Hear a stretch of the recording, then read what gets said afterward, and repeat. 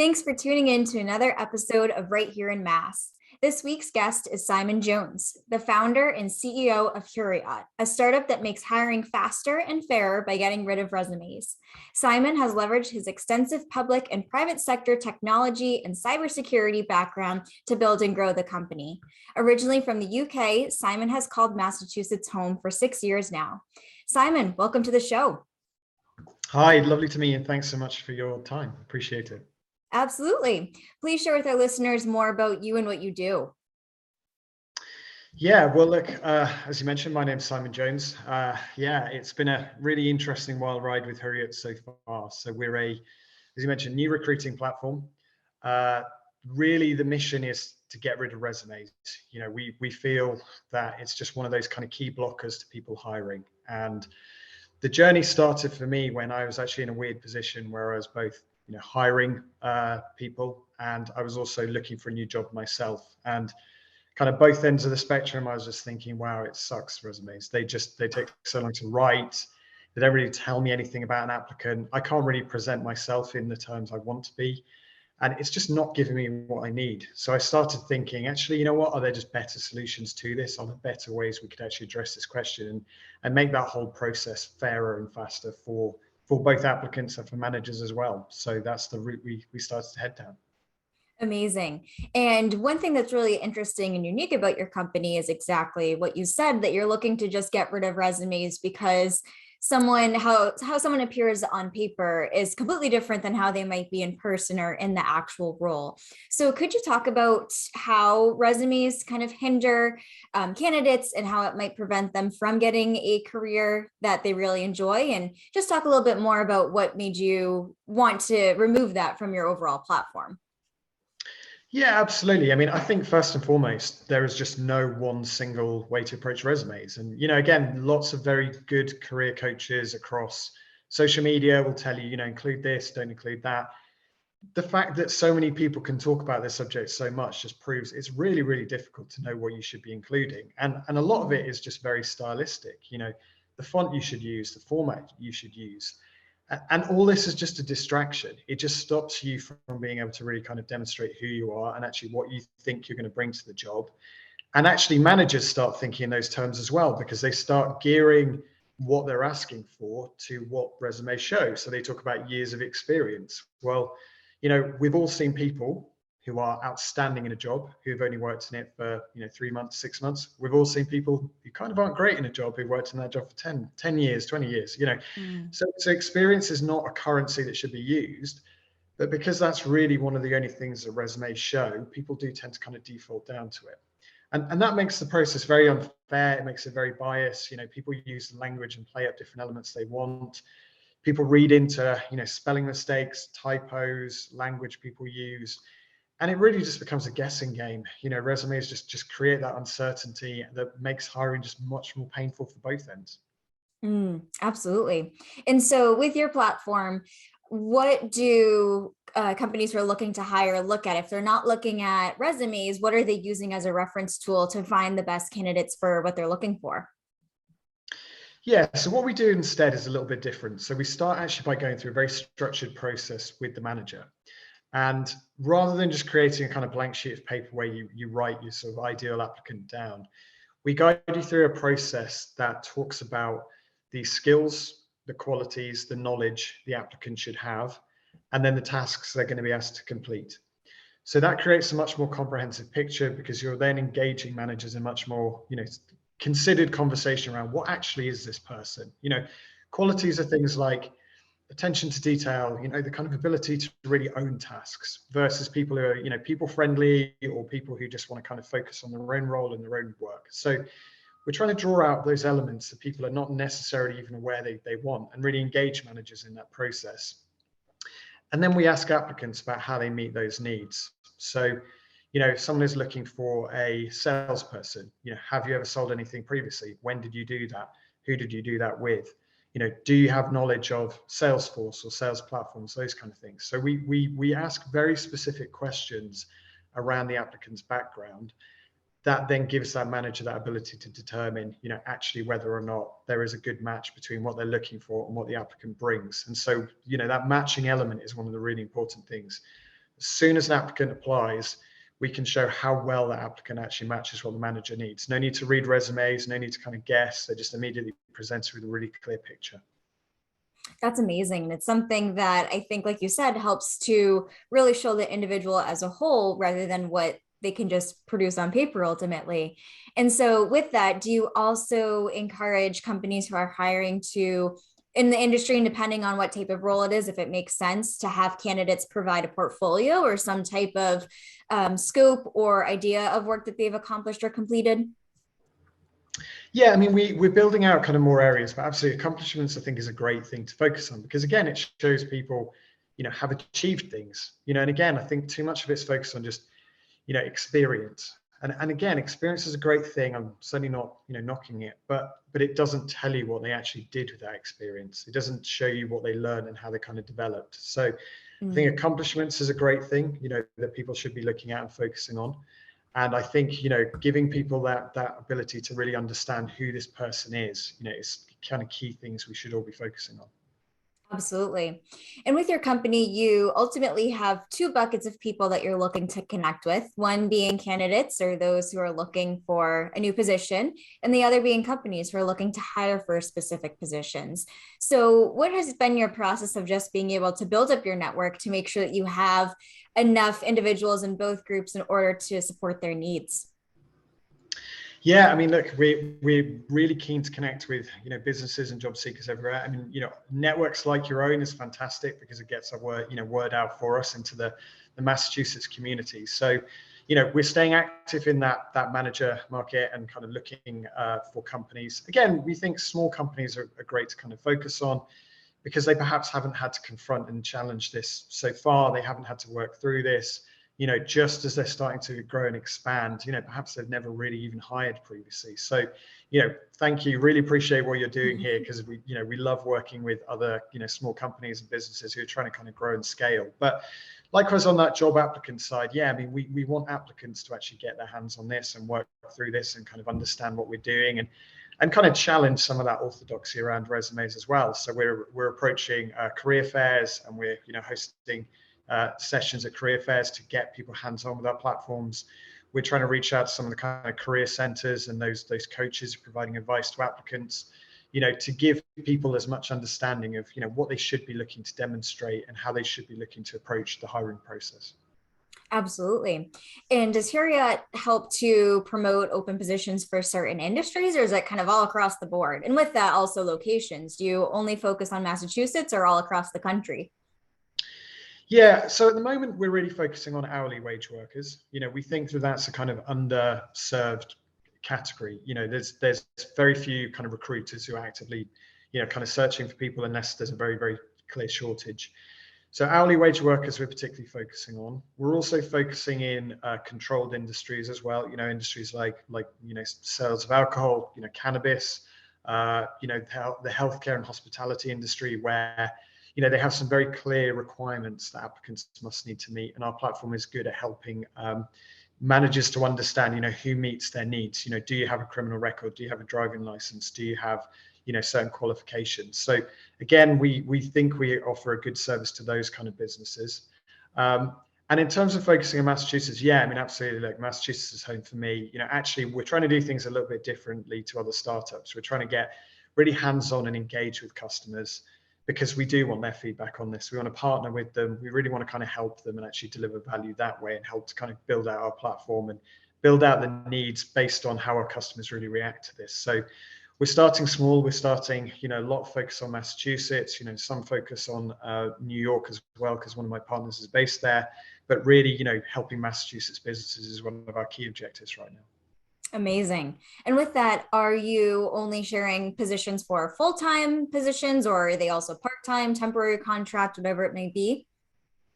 Yeah, all different types of positions. Again, we think that, resumes, is bad enough if you're taking a full-time position, but yeah, for temporary work, seasonal work, absolutely. We think that people really should be thinking about, different solutions on those kind of spells. I mean, in Massachusetts, we've got a lot of seasonal work leading into the holidays. We've got lifeguards in summer. These are great use cases where we really feel that, people should be thinking beyond the resumes. I mean, just getting to talk to the applicants and understanding, do they meet my needs, is really important. So yeah, we think it's a great opportunity for lots of different types of hiring. Absolutely. And I think one of the biggest benefits of getting rid of the resume is therefore not requiring candidates to explain a gap in their resume or in their working experience, where women might take a gap to stay at home with their kids for a few years, or maybe someone's taking care of a sick family member. Employers will look at that resume and say, why is there a 2 to 5 year gap within your work experience? And it makes people feel very self-conscious or facing imposter syndrome. And so I think that that is something that's powerful about not relying on a resume, is that people don't have to worry about explaining something like that happened in their life for whatever situation it might have been. Absolutely. I mean, I think, yeah, again, you know, we've all been through COVID. You know, we're going through times where there's lots of turbulence in, you know, in the economy. Gaps in resumes should not be anything people, you know, need to be ashamed about. It happens to all of us, unfortunately, and it can be totally beyond our control. So I totally agree. You know, resume gaps are a great thing that we try and prevent. The other thing is just the natural biased language we use in, you know, in resumes. Depressingly, people still make judgments based on the schools people went to, you know, when they graduated, how long they've worked for an employer, you know, again, these kind of things, and they're not really meaningful metrics. You know, there's lots of statistics on types of names. You know, certain names are less inclined for people to hire from, and that's, you know, sad and frustrating. But actually, just removing all this information, which shouldn't really be involved in the hiring process anyway, and just creates bias. By removing all this data, we actually just focus the manager on, is this person a good match for my needs? And so we think that, you know, our system makes us not only faster, but also much fairer than, you know, traditional systems. Absolutely. And especially too, not having to worry about sharing your GPA. I mean, I always wondered that, even though I've always worked for myself and never had a corporate gig, I'm like, why do these companies ask people what their GPA is? Because someone can be very intelligent school wise, but not be so proficient in the actual field that they're in, and vice versa, where someone is super awesome at what they do with their career, but just kind of struggled with test taking in that sense. So GPA just never really made sense to me, because I'm like, it's such a skewed thing to go by, and it's really a case by case basis. Absolutely. And all this information, again, then there may be a valid reason. I mean, look at, you know, requiring a college degree. Again, a college degree gives people a great, you know, bedrock of knowledge and skills potentially that they can apply to a job.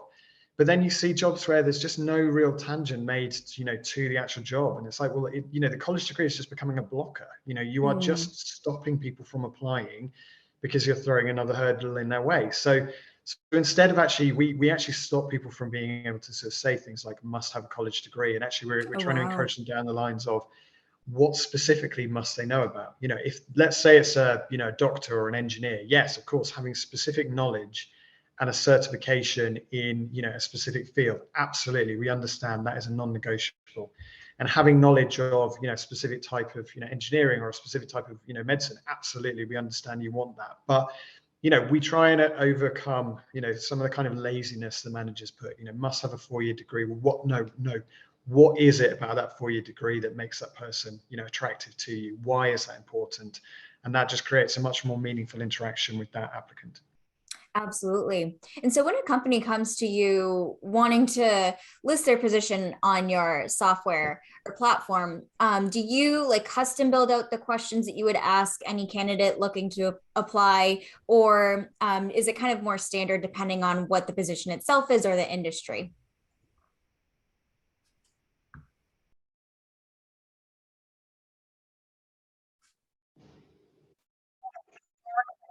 Oop, can you hear me okay? Mark, yes, hello. Okay. Do you need me to repeat the question? No, yes, please, if you wouldn't mind. Okay. Yeah, no problem. So when a company comes to you looking to hire for a new position, do you custom build out the questions that you might ask candidates, or do you kind of have like a standard template that you use depending on what the industry is or what the position is? Yeah, we actually base it entirely on what the manager is wanting. So obviously, if they're asking about certain, you know, knowledge or skills, we will obviously directly ask the applicant, you know, around that. You know, let's say it's a, you know, project management position and they need Microsoft project experience. You know, we'll obviously ask very, very explicitly, have you ever used Microsoft Project? How experienced are you? And then give me a situation or give me a time in which you used that that software. So again, we tease out it based on exactly what the manager is asking for, but we do have kind of profiles built out already for certain industries. Again, we know that, for example, maybe in the hospitality industry, you may need someone over the age of 21 to serve alcohol. So we may have questions like that built out to just make this process quicker and easier for managers. So they're not always needing to kind of start from scratch for these things. So it's kind of combination of allowing someone to tailor it, but also focusing on, where we understand they're likely to be focused. Right, which makes a lot of sense. And also being able to focus on that. I think it kind of helps people to not feel so hesitant about what their skills are. Like if you come out and directly ask them if they have certain skills or experience, that prevents them from getting to the application and being like, well, I don't really know what my skills are. I know that for me, my mind goes blank and I can't really think about things that I can share that I'm good at. And I imagine that other people probably feel the same way. Yeah, absolutely. I mean, look, I think the average person is really humble, really modest. They don't love to boast around themselves. They don't love the spotlight of this. But yeah, if you ask them a question about, have you ever done this? I think most people, genuinely are kind of honest around that, especially when you're asking them about, tease that out, like tell me a little bit more about how you'd apply this and kind of how you'd use this. So yeah, again, a resume asking people to just exhaustively list all the skills and skill-based hiring is fantastic. I love that people are trying to move out of just using experience as a kind of currency. But yeah, just listing out, I know this, I know that is difficult. It's difficult for people who don't love to kind of boast and brag about themselves. So again, engaging them in a conversation about, do you have this? And please, kind of self-rate yourself based on this, allows that much more considered conversation.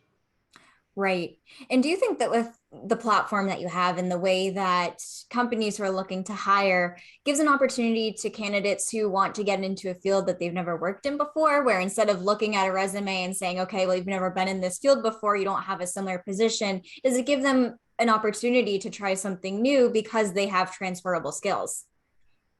Yeah, absolutely. Great, great question. Really something we wanted to focus on. Again, because we break out very specifically the tasks that someone has done, and we allow people to use examples, that are not directly related. They do not need to exactly match the same job in the same industry.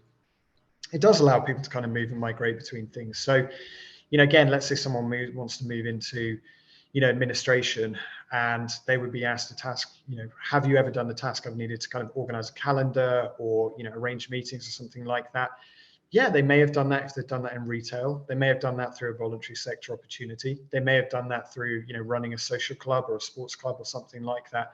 So again, it does just open that much more into, someone really thinking about actually what have they done previously and what skills they bring directly to that. And that then gives that manager much more of a clear sense of, yeah, actually this person can do what they need from me. Because, two jobs even in the same industry, a sales job in one organization may be really different to a sales job in the same organization. So drilling down into the tasks really helps to kind of give people that ability to, move and sort of see where their skills and knowledge best aligns. Absolutely. And for companies who already have a hiring manager or an individual in HR who is being able to kind of spearhead the task of recruiting and hiring new individuals, what's the benefit of working with a partner like Huriot to help speed up that process? Yeah, I mean, I think it really helps them to, help to engage managers much more realistically in what they're looking for. Again, we've spoken to a lot of recruiters and a lot of HR people, and, they feel the same as we do. What managers just have really unrealistic experiences or, really unrealistic senses of what the market is out there. And, they'll ask for someone, oh, for an entry level position must have, 5 years, 10 years worth of experience, must know some skills. And they really struggle to engage a manager in actually like a meaningful conversation. What do you really, really need? And so, we feel that Huriot gives them that opportunity to, have a more realistic conversation with managers. Again, the matching is great for them because it makes the process much, much quicker. They can immediately see who are the top 5, 10 applicants who are matched to the requirements of the manager. And our system also allows a much more meaningful conversation when someone comes to interview because you've already got some real use cases and questions to ask them about. Okay, so you said you'd previously been able to arrange meetings and kind of run a project. Tell me about that. You said you did it in this environment. Let's talk a bit more about that. what did you do? How did you run this? What were the, what was your achievements from it? So it not only does it allow the process to be kind of quicker and allow those matches to be shown, you've got then more information that you can then bring up in questions at interviews as well. Absolutely. Yeah. And I imagine that time is probably just a huge factor for many companies who, if they're working on so many different things, they might not necessarily have the time or resources to devote to something like hiring, and can then therefore bring in a partner like yourself to help tackle that head on and help to bring them more candidates that they might not have had access to previously. Yeah, it's time. I mean, one, it's time, absolutely. Again, the statistics are kind of vague about how long people actually spend reading a resume. Some people ridiculously short periods of time, like 30 seconds, which is just crazy because that's not really long enough to read, a 2-page document in enough knowledge, through to some people taking 10, 15 minutes. So yeah, absolutely. Time is a really important factor. We will instantly show you the moment someone applies, how they match your needs. But the other thing is just that standardization. Again, you and I could read, we could both be working for the same company. We could read someone's resume who's applying, but we could bring different things to it. I actually think this is more important than that. And again, it's really difficult for just two people to agree on what's really important from a resume. So it's time, but it's also that standard, clear sense of actually how does someone match your. Absolutely. And since you started here, could you talk about how the platform has evolved or perhaps changed since then, depending on how the job economy has been and what people are looking for? Yeah, absolutely. I mean, we, certainly when we started out thinking about Huriot, because of my kind of tech and cybersecurity background, I was actually thinking more of those kind of roles as the platform, kind of area of focus. Again, application developers, not necessarily the same, even though, you need, similar skill sets. Actually, there are people, sometimes you need people to be more hands-on, more proactive. Sometimes you need them to bring real subject matter expertise. So we started thinking about kind of tech and cybersecurity as a kind of primary focus. But then, in the last, obviously, year, 18 months or so, with the way the job market's changed, obviously, retail and hourly wage jobs, either being, managers either really struggling to hire or actually being, encountering too many applicants. We thought that this was just a much more realistic use case scenario. We could be kind of more beneficial and more helpful. So we moved the platform more to focusing on that kind of hourly wage market, and really helping to understand, how can we cut through the noise and help those kind of managers. So that's been a kind of key focus in the last 18 months. Interesting. And with that, with the hourly wage market, and specifically thinking of like restaurants and stuff like that, in retail, one of the things that I've noticed is that a lot of people are a little bit hesitant to apply for jobs like that because if they're minimum wage, it might not necessarily equate to living wage for them, or depending on what it is. So how do you work with the companies that you've partnered with or have partnered with you to help create some type of attractive job position or job opening that will kind of get people to look past whatever the wages may be if the company is not able to provide a bigger compensation? Yeah, I mean, really, really important. And I think just even more broadly, I think just, managers, recruiters absolutely should, publish details of salaries, benefits. Again, why would you not? Because, people Right. don't want to waste their time. If you just have no idea what the range is of a job, why waste your time? So you are stopping yourself from getting, more applicants by not advertising a salary. And so we're trying to kind of shift the landscape on that kind of point around that. We also, in our platform, we do prompt users to not advertise a salary, to not advertise a benefit, rather than asking them if they do want to. So again, kind of psychologically, we want there to be an assumption of, yes, we will include a salary, yes, we will include benefits, because we think that transparency is really important. So again, we try and kind of change that landscape and change that dynamic and change that conversation to actually people being very clear up front about what they are advertising, what they are offering. And again, transparency is great because it will shine a light on that, and people will realize, actually, what, we need to pay our workers fairly, because like, they are going to vote with their feet. Why will they apply to us if we cannot even keep them living? So Absolutely.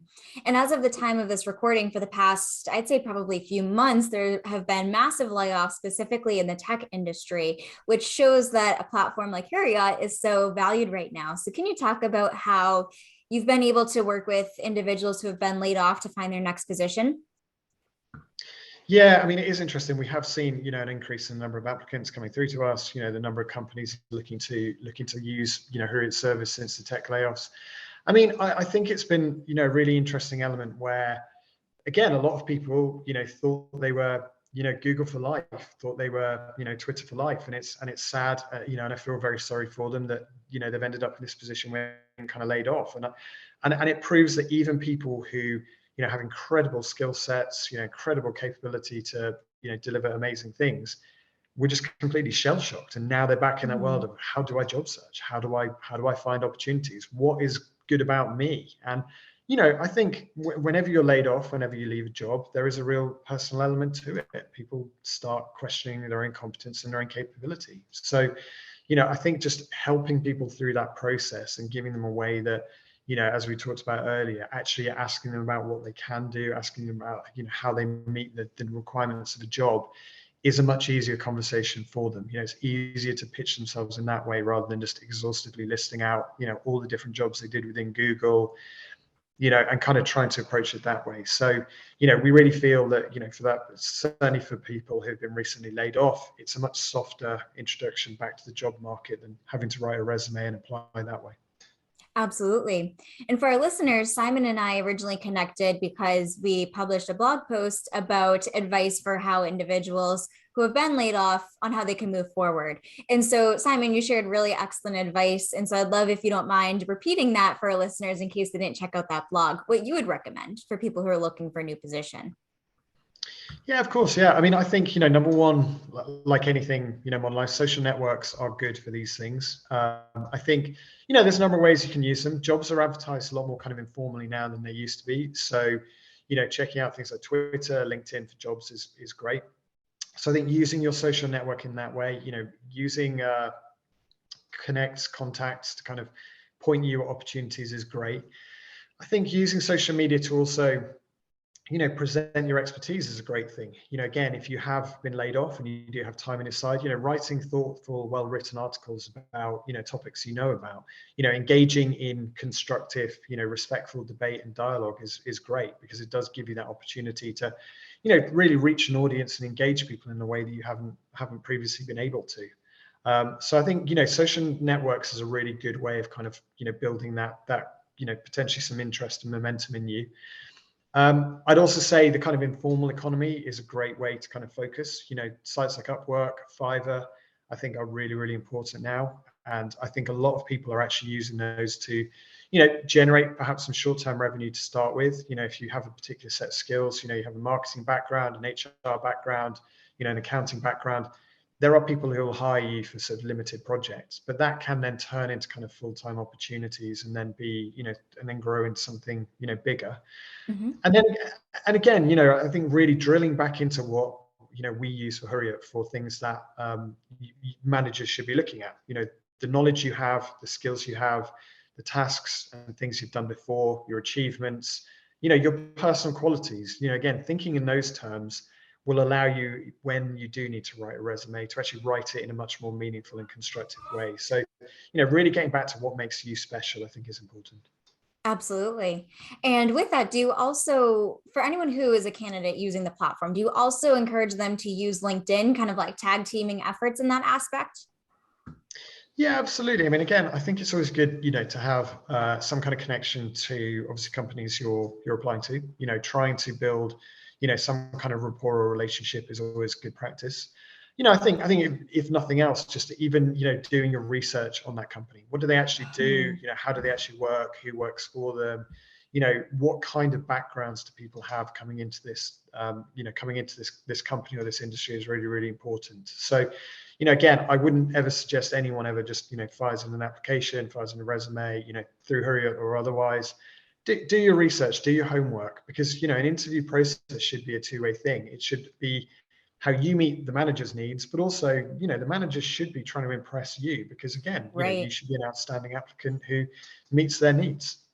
Absolutely. And I imagine that with a platform like Huriot, there's so many open positions that a candidate can look through and see if there's a few different options that they're interested in, rather than perhaps feeling like with other platforms or other job sites, they're kind of feeling a little bit more tunnel visioned or a little bit more limited in what's open to them. Yeah, absolutely. I mean, right now there are a lot of a lot of jobs being posted. Exactly. It's a very attractive labor market for job seekers because, so many businesses are hiring. So absolutely, we have plenty of opportunities, things for people to look at. And again, I think, but even then, even with the shortages, knowing what makes you special, knowing what makes you, attractive is important. And, as a manager, really knowing what you need, to that point. We are unfortunately hearing, instances where applicants are ghosting managers. Managers are kind of Mm. reaching out to someone to hire them. They've already taken another position, or they just don't want the job anymore. So, it is really in your interest as a manager to kind of really focus on, this is who I want, this is the skill set they bring, this is the type of person I need. And then as soon as you then discover someone who meets those needs, kind of, deciding on that and making the offer. Back in the day, and then, even now, people kind of sit on these things and, yeah, I just want to go through one more interview with this person. Too late. You're going to lose good candidates if you go down that route. Yeah. Yeah. And I feel like the pandemic changed that a lot because just from what I was seeing prior to the pandemic, people felt like they had to just take any job opportunity that came their way. And now people have really high standards, as they should. And so they want a certain salary, or they want certain benefits or opportunities that their position might bring. And I think that's crucial of what you mentioned, is that candidates should have certain expectations of the companies that are looking to hire them and work with them. Yeah, absolutely. I mean, I think, really important one is, remote work, hybrid work, Mm. in the office work. Again, it's becoming a very important thing for applicants, and I don't think managers are, again, often they're bound by a kind of company policy. So it's difficult for the kind of individual manager to, necessarily change that policy. But at least taking the time to explain that to people, what's the expectation about in-office work? What's the expectation about commuting? To the best of our abilities, laying out where that policy may be in, 3 months, 6 months, 12 months, because again, corporations are changing these policies. But again, these are decisions that really matter to people because they have childcare arrangements, they need to move or, change their work location, these kind of things. So again, don't waste people's time. The more you can give people up front on these kind of elements, the more you can help them to understand, what exactly am I going to be doing? Where am I going to be doing it? Those kind of questions. The more you're going to attract candidates who are actually going to take the job, when you offer it to them. Absolutely.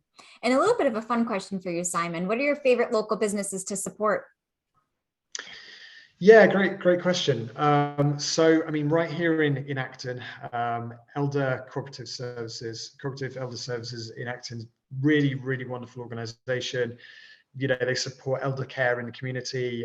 They run a series of kind of day centres for elderly people. They've been wonderful partners of ours, and we love the work that they're doing, and have really been happy to try and help them to find staff to staff their centres. So they're a wonderful local business. Cannot speak highly enough of them. Custom Sports Sleeves in Leominster as well. Again, a wonderful organisation creating, custom sleeves for sports activities. Again, do a wonderful job. Export and send products all over the United States. Do a great business, offer great services. So love them, and love partnering with them. High Rise Bakery in Cambridge, huge bread fan. Again, wonderful supporting, gave us some great advice and feedback, early on in Huriot as well. So, we really love the Massachusetts ecosystem, and, love the companies who are based here. Love that. Simon, you've shared such helpful advice for our listeners, for those who might be looking for a new position or those who might be hiring. And I'd love if you could share with where our listeners can find you online in case they'd like to connect with you further. Yeah, of course. Yeah, I mean, please visit us at huriot.com if you'd like to kind of find out more. That's HURIOT.com. I'm also on Twitter as well, and the Huriot Jobs as well. So again, find us. We post jobs there. We tweet around what we're doing as well. So you can find us on social media. We also have Huriot on LinkedIn as well. So lots of social media. Again, we'd love to hear from companies who want to kind of partner with us. Perhaps you are still struggling to hire. Perhaps your hiring processes are kind of out of date and you're worried that it's stopping you from hiring. We'd love to just kind of talk to you about how we can help. We'd love to talk to you and share some feedback and best practice. And we'd love to kind of pilot and partner with you to see if Huriot's the right fit for you. Wonderful. And I will link to all of those in the show notes. That way our listeners can click through and connect with you from there. But thank you so much for coming on the show today, Simon. Thank you for having me. Really appreciate the opportunity.